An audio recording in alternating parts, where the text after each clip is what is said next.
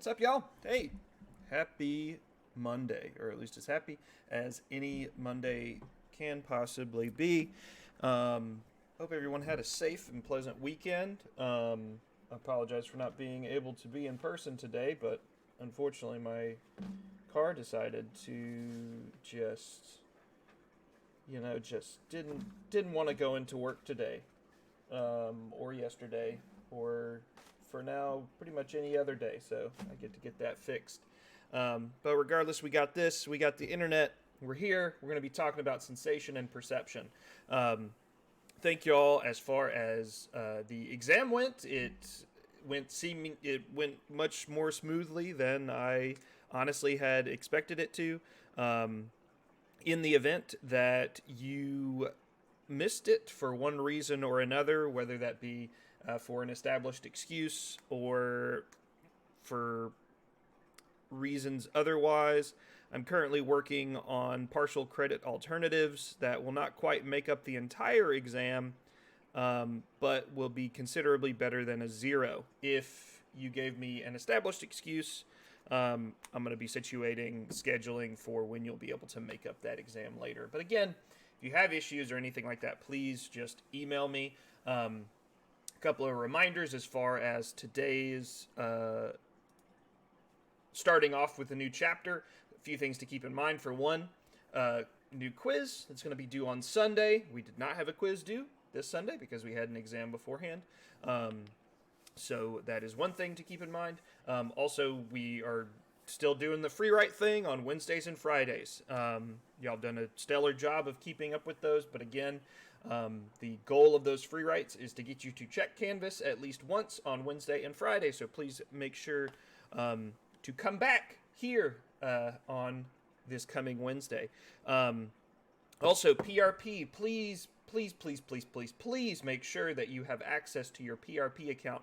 If you are currently sitting there and you're wondering, what the hell is PRP? Then you are behind, and you need to send me an email after you read the syllabus, because the syllabus is going to tell you the specific details as far as getting that account going, and then starting to sign up for studies. I would highly recommend checking that every day if you can. I know that studies have been a little bit slower to come out. Again, that's typically what happens at the beginning of the semester. But as those studies come out, those seats are going to get snapped up by other Gen Psych students. So be checking that every day just to make sure you can get those sweet online study credits or in-person study credits for those few examples. Okay, with that, let's go ahead and get started with sensation and perception. Now, again, a few things to keep in mind. If you have questions or anything like that, feel free to post them in the chat. If it's something that's not directly related to something I'm talking about, I'll try and get to it when I pause. If it is directly related to what I'm talking about, there's a good chance that I will go ahead and try and answer it or go into more detail as far as that goes. But for now, for this first lecture, we're focusing primarily on kind of the basic structure, the starting point when we talk about sensation and perception. Now, as far as how we contextualize sensation and perception in psychology, what I want you to be thinking about is how with previous sections, so in foundations, in research, in biological psychology, in those three sections, we're typically focusing on, for one, the history of psychology and foundations, two, the tools that we use to study psychology and research, and then three, the biological basis for psychology, talking a lot more about kind of the physical circumstances, the actual biological structures that impact our ability to process information and function in the world. Now, as we move into sensation and perception, we're going to be connecting a lot of those sort of baseline physical qualities, the idea of the biological, to the idea of the cognitive, behavioral, psychological.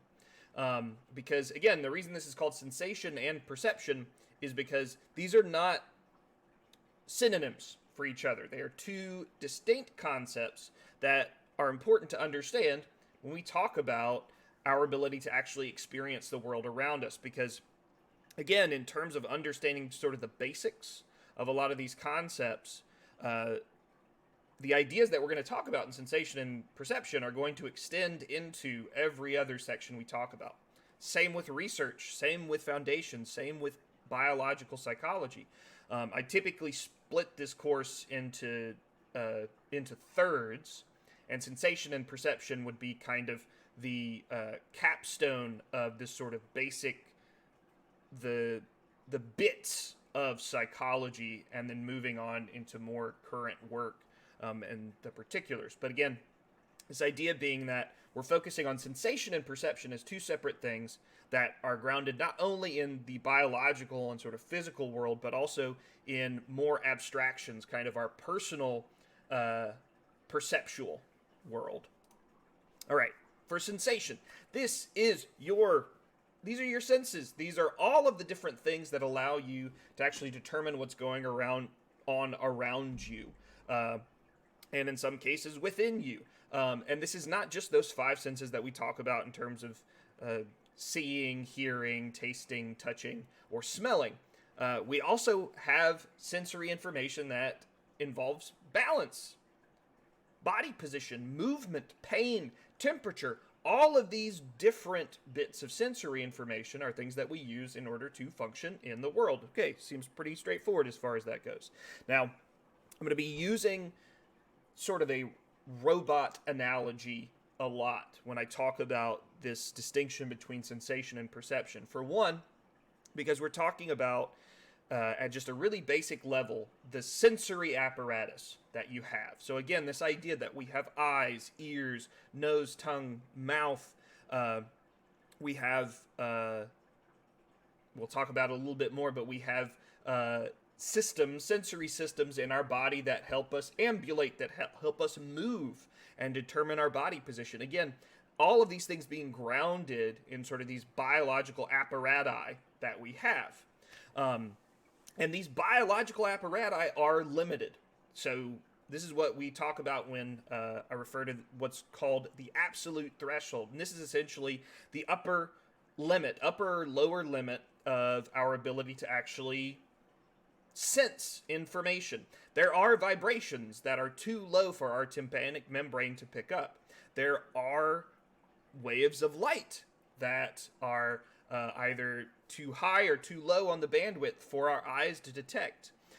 There are touch sensations that are not salient enough for us to detect them on our body. And the example moves on and on. But again, this idea of an absolute threshold in sensory information is essentially our ability to actually use that physical apparatus to detect things. And again, I want to emphasize that this is below and above. We have a limitation in terms of the actual volume in which we can hear sounds. On the low end, if it's too low, we don't even detect it. On the high end, if it's too high, it actually damages that sensory apparatus. So again, that's the thing to keep in mind, is that it's not so much a matter of detection, it's the literal stimulation of that sensory apparatus that gets determined by that absolute threshold. Now, this gets a little bit more complex and starts to bleed into our ideas regarding perception when we start talking about messages that are below this threshold of conscious awareness. Now, we can talk about absolute threshold from a physical perspective, meaning that, again, we can study phenomena using different tools to determine the wavelengths of light and whether or not our eyes can actually detect them. But in terms of sound information, this is one example of a circumstance where what we colloquially refer to as subliminal messages exist. Now, when I say exist, and I use quotes as far as that goes, is because this is a circumstance where it's not so much that these stimuli just are acting completely incognito. It's not so much that if you play audio very, very quietly in the background, so much that it doesn't raise our conscious awareness. The thing is that the sensory apparatus still has to detect these things. And this is where we see that big distinction between sensation and perception. Fact is that there's a lot of information that we are constantly sensing throughout our day. Our opening your eyes, you start to detect sensory information. And this is where the second threshold word comes in terms of the importance and how much work your body does to actually sense things. This difference threshold is the thing that's responsible for actually distinguishing stimuli. So the idea being that if a sound is so quiet that I have almost no conscious awareness of it, but my sensory apparatus is still detecting it, this is a circumstance where my difference threshold establishes, well, the volume of this sound is so much lower than all of the sounds in this environment that I'm not even going to bother in terms of really registering this information. But again, this is where that physical to psychological movement becomes that much more important, because it's not so much that, I like to use direct analogies pretending that our bodies are like messengers and they're talking to our minds and things like that. But again, it's not quite so clear cut as that is. But again, this idea being that our sensory apparatus is not only constantly detecting this information, but it's also detecting differences in this information in order to allow us to determine, well, that really loud sound that just happened is important, the really quiet one is not. Now, taking that information and making it something that we can interpret is where perception comes in. If you think about it in terms of a robot, again, we can put sensors all over your Roomba as it drives around your floor, picking up, or at least pretending to pick up dirt. We can put infrared sensors, we can put light sensors, we can put sound sensors, we can put touch sensors all over this Roomba. But without some sort of set of rules regarding how to use these sensors, they're pointless. Again, the idea being that we need to be able to tell the Roomba, hey, when this touch sensor goes off, you've run into something. That means you should probably change course. Now, although that is important information for a human to know, if you run into something, you should probably change course. Our perceptual set is a bit more expanded than that of a Roomba. But again, this is where we take all that sensory information, the feeling that I get from touching my hands together, the different colors that the rods and cones in my eyes are able to establish because of the light coming into my eyes, the vibration that my ears, my tympanic membrane, is picking up based on what is coming out of my headphones, or the train that's going by off in the distance. All of these things, all of this information, this sensory information, is getting sent to my brain. So that physical process becomes a psychological process. Now, this distinction is so important because it's oftentimes that when we think that something has gone wrong, that it has something to do with our senses, that there's something wrong with our ability to see or our ability to hear and everything like that. When in reality, a lot of the time what's occurring is our sensory apparatus has done an extremely good job of acquiring information. But again, we can't keep all of that information in mind all the time. And so this is where our perceptual system, that psychological system, takes over to basically attend and motivate, basically to determine what sensory information is important and what's not important. And it does this through what's referred to as sensory adaptation. This is basically your sensory apparatus and your perceptual apparatus working together so that you don't get hella overwhelmed every time something happens. Think about it. The amount of, at my desk alone, the amount of visual information, look around wherever you are right now.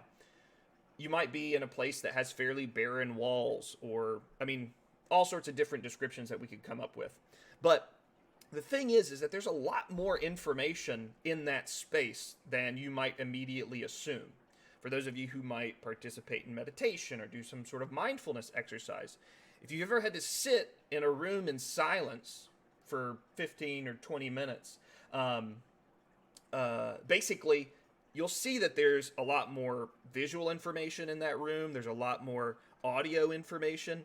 All of these things are essentially bombarding you, and your perceptual system is what allows you to basically determine, hey, this information is important, this information isn't. Do a question? Do certain people not have sensory adaptation because they suffer from sensory overload? It's not necessarily the case, because that's a really good question. So what sensory adaptation is essentially a baseline establishment of things that I don't have to attend to in my environment. And this can happen over a short period of time. This would be an example of you sitting down to attend a lecture, or watch a movie, or, basically do something else. And maybe you walked in originally and there was a weird smell.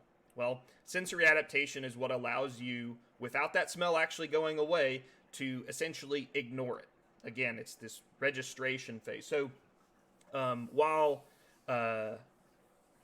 that's the simplest example in terms of sensory adaptation, there can be circumstances where basically individuals are unable to actively manage that adaptation. Basically, they have a lot of trouble telling what is important and what isn't important.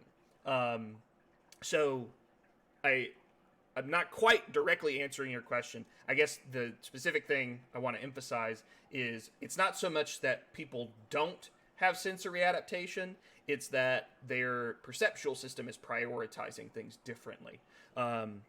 So say in the case of a person who might be diagnosed with attention deficit disorder, there are a lot of different things going on in a person who has attention deficit disorder.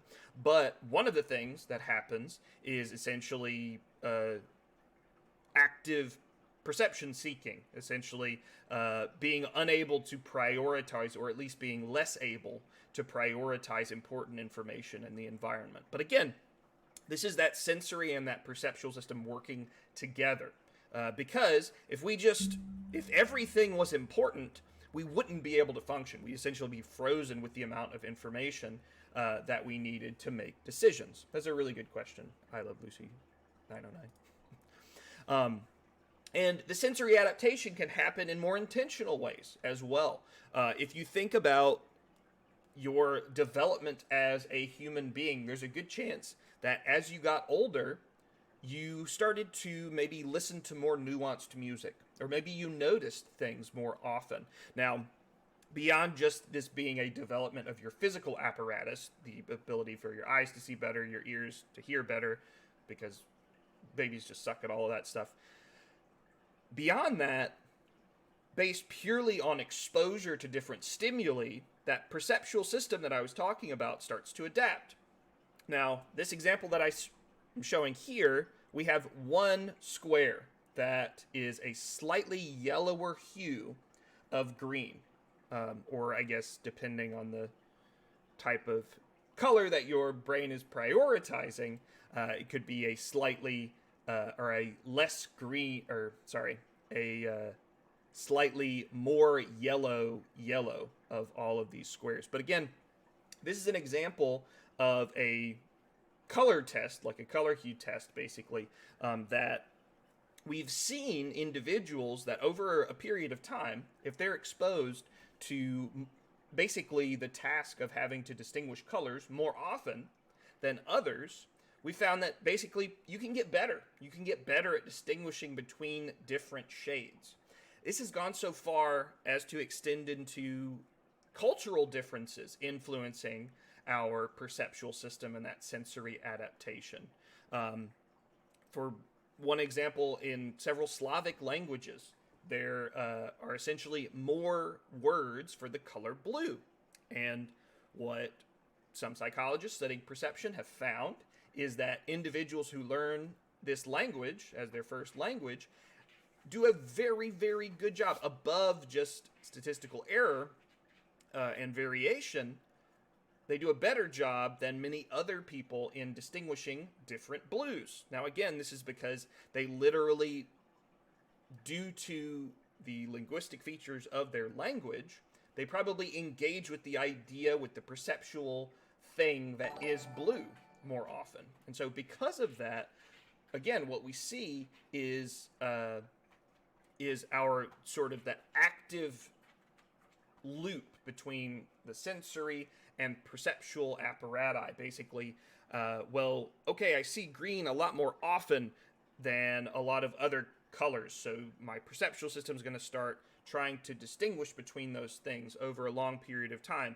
Okay, well, I hear this same sort of sound pretty often. The fact that we don't immediately freak out every time we hear birds singing, or, I mean, for those of you who are okay with cicadas, when you hear cicadas outside, that sort of low buzzing drone, eventually it kind of just disappears. Again, that sensory adaptation has allowed us to deprioritize that information. Maybe your friend visiting from Arizona who's never heard a cicada before, well, they have cicadas out there, whatever, from someplace who's never heard a cicada before, is probably going to come here and think, what the hell is that sound? Again, because they haven't had the opportunity to adapt to that environment. They haven't had the opportunity for their perceptual system to say, hey, this thing is not a threat. You'll be fine, even though it does sound pretty terrifying. All right, so that's the interaction between our sensory and perceptual apparati. Again, the idea being that we have those physical features of our sensory apparatus determining what we can and can't see, what we can and can't hear, and then that perceptual system determining what's important and how important is it. Just for that physical component, we've got several different parts of the eye that you're going to need to know. The things I want you to prioritize in terms of the parts that I want you to know the names of. The optic nerve, very important. This is that central connection to the brain, basically taking that information from the sensory apparatus and sending it to the back of the brain, that occipital lobe that we talked about in biological psychology. Our retina, basically that back part of our eyes that have our rods and cones that essentially establish whether or not we can see things. And to be honest, those are the two primary components that I want you to be remembering as far as the physical apparatus. The cornea, pupil, and iris are important. It's not to say that they're not important parts of the eye. They are hugely fascinating parts in terms of their evolutionary development as well. But in terms of understanding that connection between the sensory and perceptual apparati, that's what's very important. It's like getting used to a new smell. Yeah, that's a perfect example, human. That sensory adaptation, I use sound a lot of the time just because I feel like I have a lot of sounds that are around me a lot of the time, but smells are a really common thing that we adapt to pretty quickly.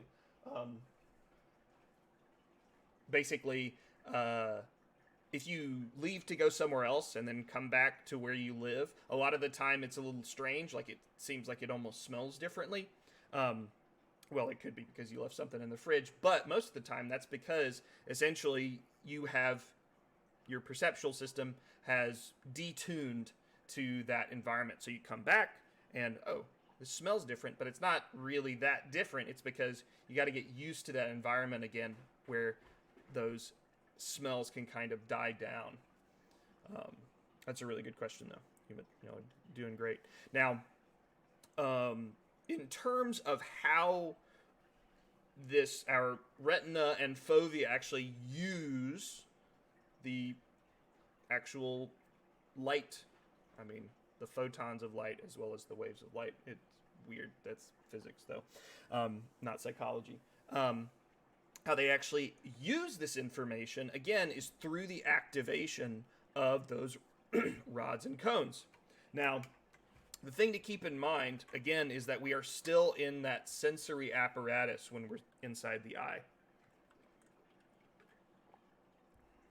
But that the sensory apparatus can still impact the sort of information that we're going to be receiving. For one example, there is a specific phenotype of people in a couple Scandinavian countries who can see a very small sliver of ultraviolet light. Now, this is not because they have some sort of special superhuman training or because they grew up in a place that had more ultraviolet light. I mean, we could theorize along a lot of different ways, but one of the big differences between them and a person who doesn't see that small sliver of UV light is the actual density of rods and cones in the eye. Okay, again, the idea being that our literal physical apparatus is the thing that's really influencing, that's really impacting what sort of information we can receive. And after that information goes, so okay, going back over some of the stuff we talked about in biological psychology, this idea of lateralization, the fact that the information from my right eye goes to my left brain, left eye to right brain, and that these optic nerves follow that pathway to the occipital lobe, where they basically they pass what's referred to as the optic chasm. But basically, once this information gets sent to that occipital lobe, that's when it starts to get processed. That's when it starts becoming perceptual information. If you think about it in terms of the the literal lighting up of those rods and cones being like tiny switches. Again, we use the computer analogy a lot because it is accurate to a degree. Those tiny switches, whether or not they're flicked on or off, that information gets sent to the optical lobe, occipital lobe, and then it is interpreted as meaningful information. Oh, well, these sets of rods were flicked off, so that means these colors are appearing. These sets of cones were flicked on, so that means that it's this bright.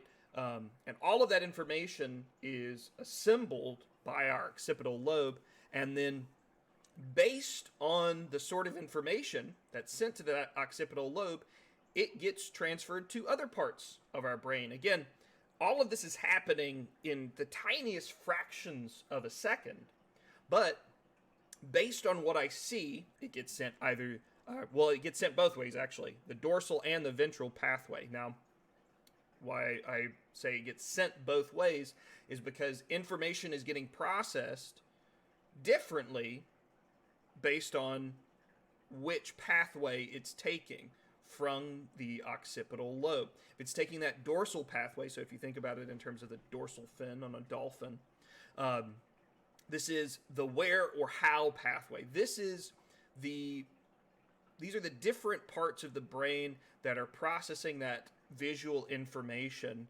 to provide context, to provide trajectories, to provide some sort of, if there's any sort of movement information that's occurring in my visual field, then a lot of that information is getting processed by that dorsal pathway.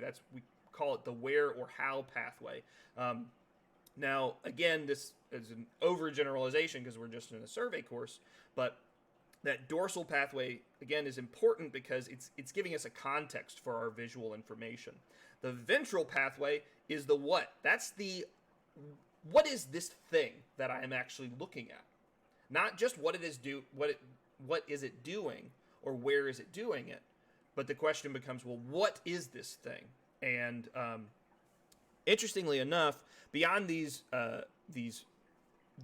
visual processing areas that we talked about, V1 through V4, we don't focus too much on that in terms of this course, but what I do want to emphasize is on this ventral pathway, we have one of the most important social organs that we have as humans, essentially the area of the brain that recognize faces. and in general, a lot of our prototypical ideas of things, which we'll talk a bit more about the idea of prototypes and cognitive. But again, this ventral pathway is providing us with the information to be able to say, all right, that thing I see in front of me kind of looks like a face. Okay, it is a face. Where is it? What's it doing? It's moving towards me. Oh, this is a person running towards me. Oh, it looks like they have a smile on their face. They look happy. Oh, great, they're going to give me a hug. Again, this isn't happening at that speed. It's happening considerably faster, but all this information is getting processed from just those initial activations of rods and cones coming into the eyes.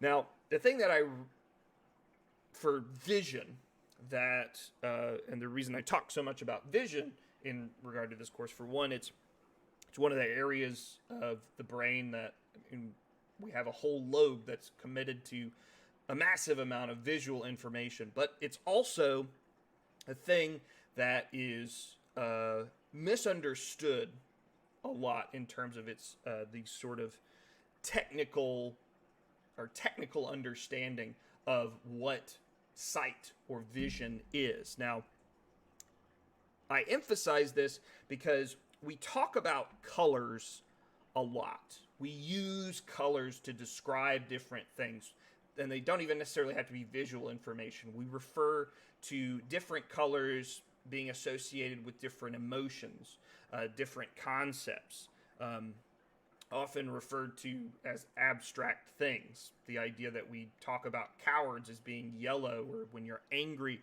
you're red in the face. All of these associations, all of these qualities of color are things that are constructed inside your head.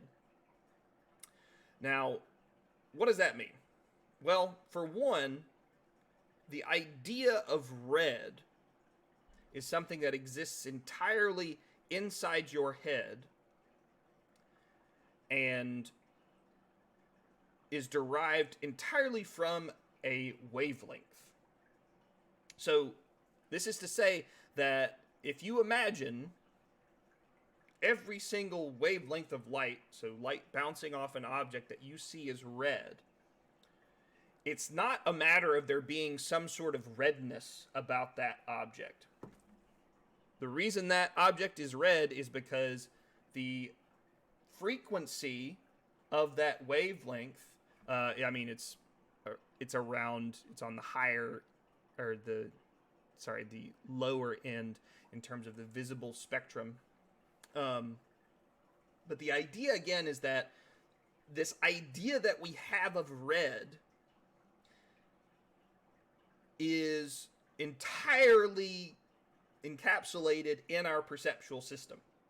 All of the different matchings and interminglings of different colors and all these sorts of things, again, they are wavelengths bouncing off those objects and into our eyes and then being interpreted by our brain. But that interpretation, the actual colors themselves, are things that are constructed entirely inside our mind. And this creates some really weird circumstances. Now, I'm going to end my lecture on this video. I'm going to stop recording it because YouTube does not like it when I embed Vsauce videos into my media.